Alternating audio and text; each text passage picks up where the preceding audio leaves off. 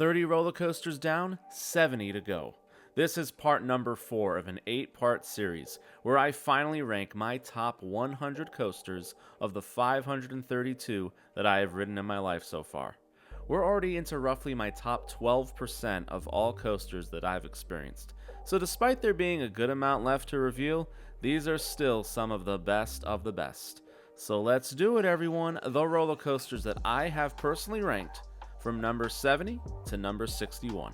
I started off part 3 with the B&M invert at the number 80 spot, and I'm doing the exact same for this part at number 70 with the iconic Alpengeist at Busch Gardens, Williamsburg. Despite opening 27 years ago, Alpengeist is still the world's tallest invert, essentially a hyper at a huge 195 feet tall. I will admit, it doesn't have the greatest beginning to end invert experience. The second half is definitely on the underwhelming side. Not so with the first half though, with a beautifully thrilling drop, especially in the back, intense positive forces, and one of the best Cobra rolls in the game. And when I hype up a Cobra roll, you know it's good, because I usually don't care for them. And yes, to me, it's still smooth as can be. I also absolutely love the setting, pretty much surrounded by trees the whole way through, and the color scheme and theme is without a doubt one of the best of the model. Alpengeist is a legend, and fits so wonderfully in an overall great Busch Gardens Williamsburg lineup. I hope you all like B&Ms, because get ready for what's the 4th in a row dating back to the last video, and it's another hyper. For number 69, let's discuss the often forgotten about Behemoth at Canada's Wonderland. Maybe because it's not in the US, or maybe because it's overshadowed by another B&M in this park, Behemoth is low-key one of the best B&M hypers out there. One of the best pure straight out and back layouts. Behemoth's floater is really strong, 4 to 5 plus second airtime hills on multiple occasions. It also features a solid downwards helix towards the end, and it's overall very smooth. It's a very no-frills hypercoaster, not really a theme, nothing unique, but it does its job. And when you hit the brakes, I doubt many will say anything other than, you know what, that was a damn good hyper. Sometimes, that's all you need. Are you tired of B&Ms? Tired of B&M hypers specifically? Too bad, we're doing another one. Number 68 is Candymonium at Hershey Park, the most recent hyper to hit our world when it opened in 2020. My first few rides on this thing, I jokingly called it Candymonium, as I thought it didn't quite hit its max potential.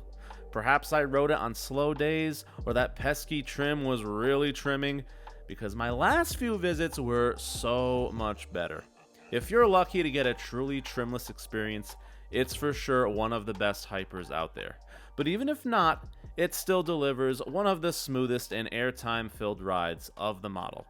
And it's so iconic now being positioned at the front entrance of Hershey, especially the wraparound, that Hershey Kiss fountain. That is an awesome touch both on and off ride. A very polarizing coaster for me, and still is in a way, but I'm satisfied with its current place in my rankings. We'll see where it lands in 2025. Okay, no more B&Ms for a while, and even a break from steel coasters. At number 67, let's talk about the very underrated Twister at Knoebels. Twister is one of those rides where every time I get back on, I forget just how good it is, and think it's even better than the last time I rode. Considering this was built in-house in 1999, what an incredible job Knoebels did with this ride. If you are a fan of laterals, Twister does it better than almost every other, while still giving you a taste of some air as well. Its layout is so freaking unique, with 2 different lift hills, and I love how Twister constantly weaves its way through its own structure, enhanced even more by the use of a tunnel. Twister is a gem, and is unquestionably one of the best wooden coasters in what is the ultimate wooden coaster state of Pennsylvania. For number 66, I think we have yet another coaster that I think people forget about, and is on the underrated side. It's back to Busch Gardens Williamsburg for Verbolten. Yeah, guys, put some respect on Verbolten's name, as I think it's one of the most purely fun and unique rides in the entire country. Really nothing else like it. You get multiple launches, a great drop, twists and turns, and that indoor section. This is kind of marketed as a family ride, but this indoor part, in my opinion, has some not so family friendly intensity. Man, is this an incredible section of track. Legit positive G's. The theming is wonderful. The trains are heart eyes beautiful. And we can't not talk about that surprise. It's phenomenal every time. I know number 66 will be high for some people for Verbolten. Maybe there's some big bad wolf bitterness that I do get, but I also never got to personally feel. I just adore Verbolten and probably always will. Number 65, we have a fan favorite. But we also have a much ridiculed ride as well. Perhaps no other coaster has caused so much polarizing discourse, even with myself, over the last 35 years than Magnum XL-200 at Cedar Point. I think number 65 is as fair of a spot as possible. After my first ride in 2018, Magnum would not have made this list. Way too janky, the drop is very below average, painful moments, ugh. But, it was just my 51st credit. If you let Magnum marinate a bit, give it some more rides over the years, especially with different people, you not only learn to respect it, you learn to love it. You laugh at those janky moments, revel in the yes, sometimes painful, but still incredible Dorito hills. You take in the beautiful sights around you, wave to people in the water park, scream in those tunnels. You can't help but smile on Magnum, guys. It's a great, historic icon. I give props to Magnum. No, I'm not going crazy with the top 50 spot, but it's still so much better than when I first rode it for the first time in 2018. It's launch time, people, where I obsessively describe how much I love them. Number 64 has maybe my favorite launch of them all, as here is Maxx Force at Six Flags Great America. 0 to 78 miles per hour in just 1.8 seconds. And depending on which side of the Revolutionary War you lie on, it's the world's fastest acceleration of any coaster. That S&S boom is no freaking joke. Good lord, does this thing kick you in the you-know-where. And I adored this feeling. That feeling that no matter how many coasters you ride, you still cannot fully prepare for it. You would think my favorite launch would be higher than number 64, but Maxx Force is unfortunately on the short side. It's really just about that launch, but it still features some incredible elements, including a wild Heartline roll at 60 miles per hour. It pains me even more that I was so close to Do Da Dampa this fall in Japan, because that made Maxx Force's launch look like a kiddie coaster. But alas, thankfully, at least we still have this version, and yes, it is my favorite coaster in all of Six Flags Great America. We've stayed in the US for quite a bit, so let's finally get out of here, back to Europe, and for another wooden coaster called Tonnerre to Zeus at Parc Astérix in France. Oh, was this one of the most surprising international coasters I've ever gotten to ride. What a wonderful layout, using tunnels, beautiful turns and transitions, fantastic mix of airtime and laterals. And no, I did not find it rough. I personally think anyone who does find it truly rough maybe hasn't been on an actual rough wooden coaster. I'm just saying. And when we got to ride, the last row was entirely backwards. And when I say it was one of the most incredible, thrilling coaster experiences of our lives, I am not lying. Which is why I was so devastated to hear they removed this. Why, Parc Astérix? Why? Oh, that hurt.